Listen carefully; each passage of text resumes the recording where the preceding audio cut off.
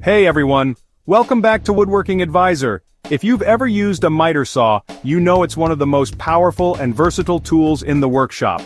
But did you know there are some game-changing hacks that can make your cuts faster, safer, and a whole lot more accurate? Stick with me because today I'm sharing must-know miter saw hacks for woodworkers in 2025 that will save you time, improve your precision, and make your woodworking life so much easier. Trust me, the last hack is something most people don't even know exists, and it's going to blow your mind.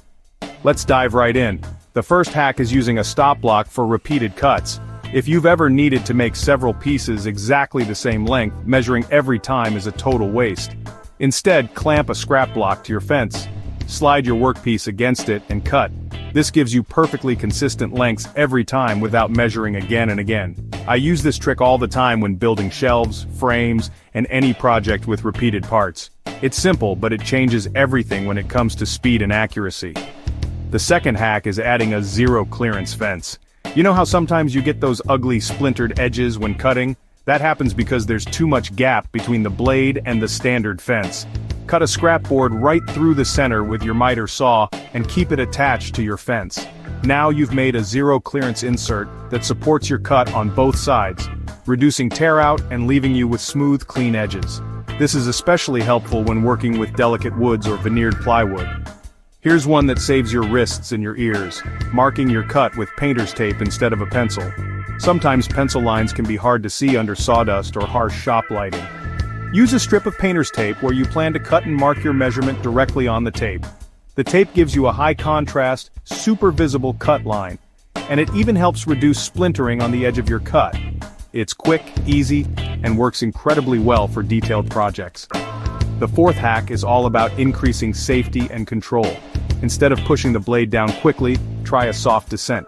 Start the saw, let the blade get up to full speed, then slowly lower it through your material. Don't rush the cut. A smooth descent reduces the chance of the blade jumping or pulling the workpiece. Plus it gives you a straighter, more accurate cut. I see so many people slam the blade down and wonder why their cuts are off or dangerous. Take it slow, and you'll see a massive difference in control. Now here's the hack that almost nobody talks about. Using a laser guide or adding one if your saw doesn't have it.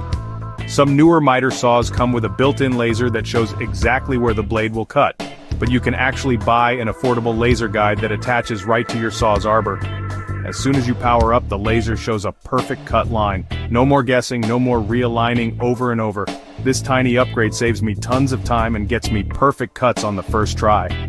Let's quickly recap the hacks. Stop block for repeated cuts, zero clearance fence to prevent tear out, painter's tape for visible and splinter-free cut lines, soft descent for safer cutting, and adding a laser guide for next-level accuracy.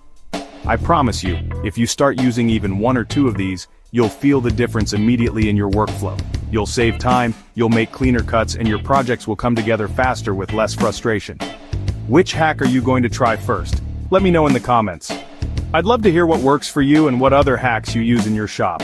Don't forget to like this video if you found it helpful and subscribe to Woodworking Advisor for more woodworking tips, budget tool reviews, and project ideas coming your way every week. Thanks for watching, and I'll see you in the next build.